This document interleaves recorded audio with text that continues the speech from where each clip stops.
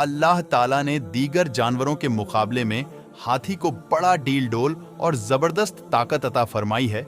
उसके पैर मजबूत इमारत के 4 सुतून की तरह मजबूत दिखाई देते हैं। कान बड़े पंखे की तरह मालूम होते हैं। आंखें आम जानवरों से भी छोटी होती हैं।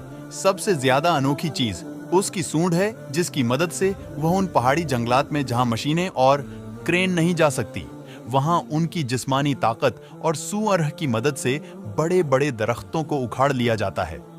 आखिर इंसान की जरूरत पूरी करने के लिए अल्लाह ताला ने अपनी कुदरत से कैसे कैसे जानवर पैदा किए, जिनके हम तसव्वुर भी नहीं कर सकते। अल्लाह के लिए कोई मुश्किल नहीं है अजीबो गरीब जानवर पैदा फरमाने में।